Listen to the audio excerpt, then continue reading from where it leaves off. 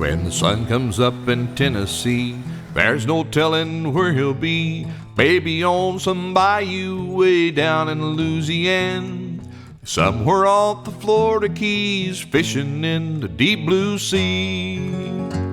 No walls are gonna hold him, he's an outdoor kind of man. Derrick Beeler, outdoors. Today on Derrick Beeler Outdoors, we're going to be joined by Eddie and Martha Adcock. They're going to come on down the Clinch River with us and fish for a little while. And Eddie Adcock, award-winning banjo picker, at one time actually raced cars. Started his career early on with the Country Gentlemen, and we're really pleased to have Martha and Eddie join us today.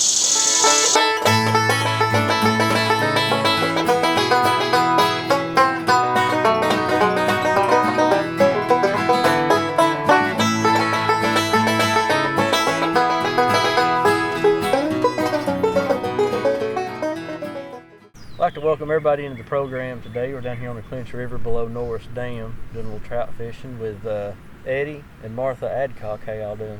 We're glad. We're doing fine, and we're glad to be here. And it's a nice day, a wonderful day. Love to see the water running by. It's a beautiful day. It's a great day. Let me start out, Eddie, by asking you a little bit about how you got into music, just in general. Well, in 1954, I'd been playing about 8 or 10 years, and a guy was advertising or calling over radio that he needed a banjo player for his Saturday night dances. So I decided, and it was a 5-string banjo player, and I never played one of those in my life. I decided I was a 5-string banjo player anyway, because I needed a job. I needed to get off the farm. They were working me to death. I threw bale hay 5 bales high on the downhill side of the wagon, you know. I didn't need no more of that. So I bought a banjo, traded the calf in that I was raising, and my mother signed for the rest of it. And I went over and practiced for 2 weeks solid. I told the guy I wouldn't be able to take it for 2 weeks.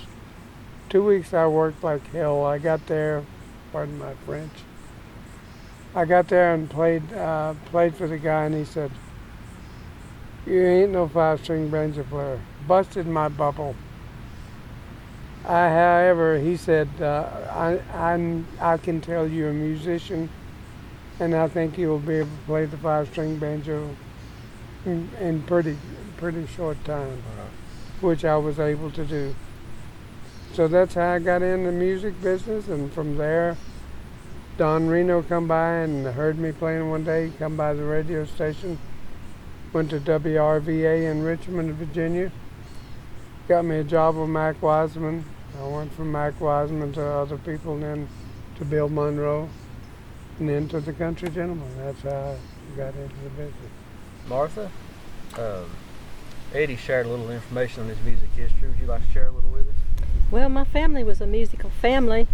They all played pianos and sang, and Mother and Daddy's side both did. And my grandfathers were fiddle players, but I never knew that, never heard them. So I think that the string music must have been kind of somewhere in my genes. And I started out with folk music, because in South Carolina there was no bluegrass around me. But when I heard it, I knew, I said, that's something that belongs to me. And so I started trying to find records, you know, Flatt and Scruggs and Ralph Stanley and all that. I could barely find them.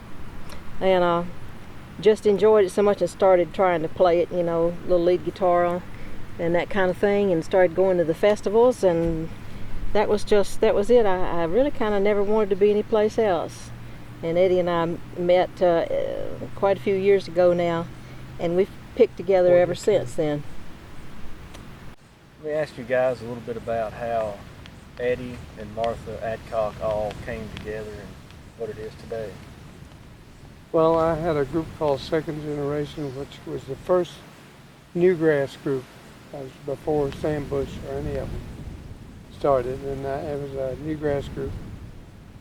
And when she heard it, she said, there was a group that she would have come up with herself. Anyway, when she walked in the door, she was cutting pearl for a prominent guitar player, guitar builder in Nashville, Tennessee, and she's doing the pearl inlay. And she walked behind me one night because he also had a club, and she walked behind me one night, and excuse me, I felt her go behind me. I turned around and looked to see who it was, and I said, turned around. The guy's name was Randy Wood. I said, "Who's that, Randy?" He said, "That's my pearl cutter, and you leave her alone." Of course, that was saying, "Go ahead," to me. I went over and sat down at her table, and that's the end of that story. 42 years later, 42. she's the best friend I ever had. How many albums have you guys released together? I can't even remember that. My gosh, we need to count them up, don't we, Eddie? We Yeah, need to have count no them idea. up. 42 years. I don't know, but Maybe 30 or 40. I don't know. Martha, why don't you tell us a little bit about some of your musical influences, what got you interested in it? oh boy. Well, I studied classical piano for 11 years of all things, and I don't play piano really anymore. I think in terms of piano sometimes, but I went to summer camp one year, and a friend of mine had a ukulele, and that was the first time I ever got a hold of a stringed instrument, and I was eat up with it. I just loved it, and so I asked for a ukulele for Christmas. Got one of the big ones, you know, and that was it. I was just a goner. Next, I got a tenor guitar, and then a bigger guitar. But the folk music was what kind of had hold of me, you know, the Peter, Paul, and Mary, and the Kingston Trio, Chad Mitchell Trio, those kind of things there. But once I got a hold of the bluegrass, that was it. That's what I wanted to go after, you know. And so I played a little bit of banjo and mandolin and bass and all that kind of stuff, but I mainly stuck with guitar and mainly rhythm, because Eddie's such a wild and crazy banjo player that he don't need anybody doing a whole lot of fancy stuff behind him. So I just lay in there with that good solid rhythm, you know, that bassy downbeat and that chunky upbeat there, and then we can go to town like that. All right. Eddie, musical influence? Musical influences, I didn't have many in the 40s. You know, it's amazing, but people don't realize, in the 40s, you couldn't listen to the radio because you didn't have a battery to play the radio because the war was on. Right. You didn't have such a thing as tapes or CDs or anything like that. The only tape recorders around was those old wire recorders at the time, so you couldn't do any of that. So my early influences were none. I just was totally self-taught. Hey, I got one. Where?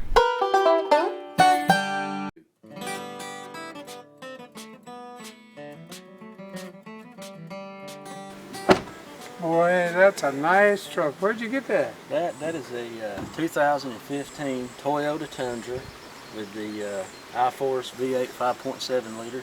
It comes from our good friends at Fox Toyota. Boy, Highway 61. Highway 61. Boy, that's a solid truck. That's definitely a solid truck. Yeah. It's a good one. I'm telling you. Today on Derrick Beeler Outdoors, we're talking a little bit about this 2015 Tundra that comes from our good friends at Fox Toyota in Clinton, Tennessee. I want to show you some of the features of this truck that'll make a world of difference to an outdoorsman. The very first thing that I really like is the backup camera. You can always take a peek back if you're towing your boat or anything else. You can, as soon as you throw this guy in reverse, it's going to pop up right there on the screen, and you're going to be able to see this whole area behind you. So you can look at your boat. You can make sure there's nobody walking in behind the truck when you're backing up, say coming back from hunting. Really a great feature. Another feature I really love about this 2015 Tundra that comes from our good friends at Fox Toyota is, unlike the old days of trucks where you had the little bitty sliding back glass, this whole glass in the back completely slides down, giving you an amazing view of anything you need. If you need to roll that sucker down, and it's even so good that somebody in the back seat could reach and grab something out of the bed. I mean, your whole back glass comes down, and I really love that feature. Martha, you said you had a fishing story to share with us. Would you like to share that? Well, it's just that fishing was a big part of my childhood. I lived on a farm. My father ran a right big farm, and so when he would get everybody to work in the morning, he would come and holler for me, and we'd go fishing just about every day when I was young. We'd go down to the Lynch's River and fish off a turkey foot, or go down to Cypress Pond, or maybe down to Sparrow Swamp. And I always used just a cane pole with a bobber in a pretty good weight. And Daddy had a rod and reel, but he had a bobber and all that on his too. And we just used worms. But that was just the sweetest thing, you know, 'cause I loved Daddy and Mama, but I was a daddy's girl. So that fishing suited me about as good as anything in the whole wide world there. And we'd come home with a mess of brim or something like that and clean them. It never bothered me to do that kind of murderous thing when I was young, you know, to clean the fish, bait the hook, and all that kind of stuff. Now I kind of feel sorry for the fish and the bait too. But Daddy he laid his rod in an old rotten stump one time, leaning up against it down there on the bend of Turkey Foot where the water ran pretty good. And all of a sudden that rod bent over almost double, almost pulled that stump over into the river on it. He had caught a sucker. And I don't know if you've ever seen a sucker fish, but that is possibly the ugliest creature that God ever made. Great big old lips looked like rubber. It was a scary thing. And Daddy took it, but we didn't keep it. We gave it to one of our friends to eat. And Eddie said, "No, we're not going to take that. We're going to give it to him. Too many bones." He says it's sweet, but it's got too many bones. Right. That's like some parts of life, you know, just sweet, but it's got too many bones on you. But I appreciate the opportunity to be fishing here today. It's been a long time, and it's about as nice a way as I can think of to spend my afternoon. Y'all like to tell us just a little bit about some of your previous albums and what you got coming up for the fans? All right. We had, through the years, many albums. Like I said, the first 4 or 5 albums, 6 albums that come out by Eddie and Martha were Newgrass albums. And then we went to kind of middle of the road, and then the last couple albums have been Bluegrass. And we go back 3 albums and 4 albums, and we had an album called Dixie Fried, and then we had one called Talk to Your Heart, and then one called We Call It Grass, and then the last album was Many a Mile. And the Many a Mile album is 12 or 14 of those old country gentleman tunes. And Martha and I, you know, I run a girl in on them. We did them over. We did some of them actually higher than the country gentlemen sung them. Right. And that's because I had a girl. But Martha sang the parts pretty much the same way that Duffy did. And of course I sing myself, which I was on those albums anyway. Right. And that's the latest thing we got. We got 2 more albums coming out that'll be out pretty soon. One of them is a banjo album, and the other one is a Eddie and Martha album. And the other one, there was 3 albums, and the other one will be a Martha Adcock album, just all her own songs, the way she wants to do them. Yep. So that's the next 3 albums that we have coming out. Definitely looking forward to that. Yeah. Would you guys like to come back, speaking of music, come back and head to the front porch and do us a couple of tunes? Yes. Oh, yeah. We'd love to do.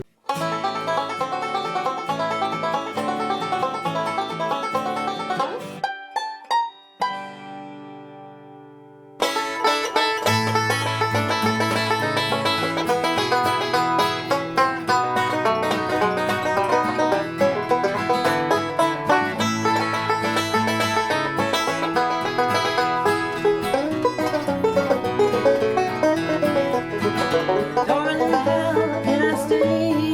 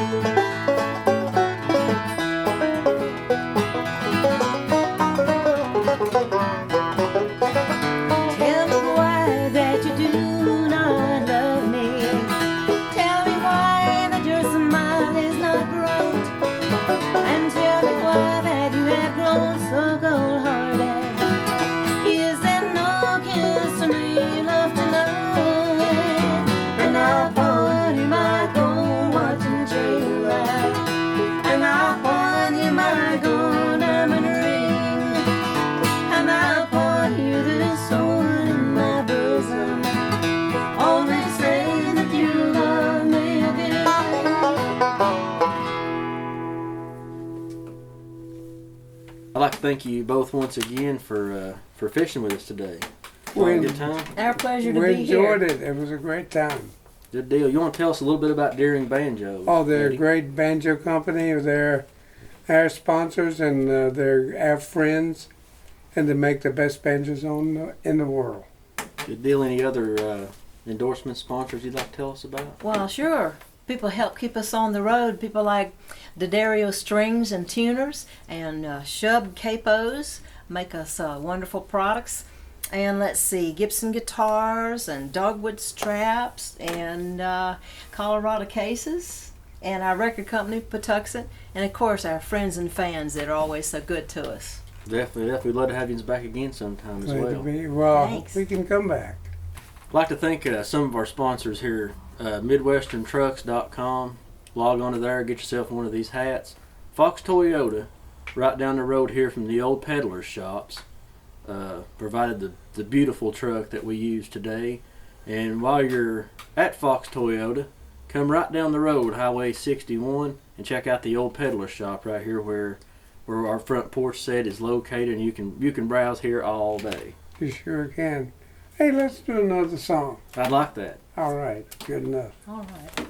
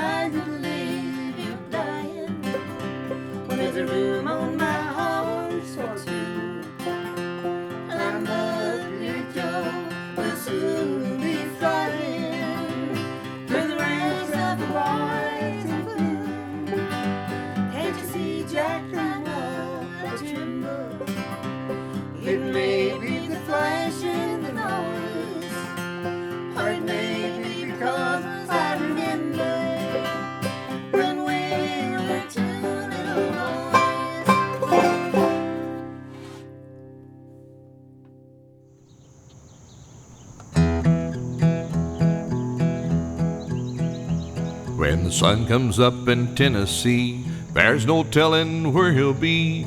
Maybe on some bayou way down in Louisiana, somewhere off the Florida Keys, fishing in the deep blue sea.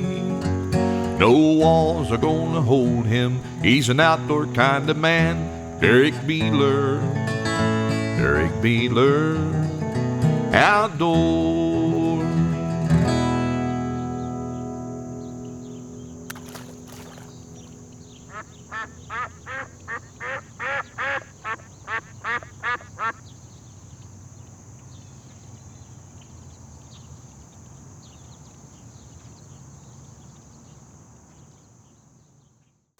If y'all like what you saw today, be sure to check us out on Facebook, like us, follow us, and share us. Also, you can keep up to date with everything Derrick Beeler Outdoors is doing right there, and also our website, www.derrickbeeleroutdoors.com.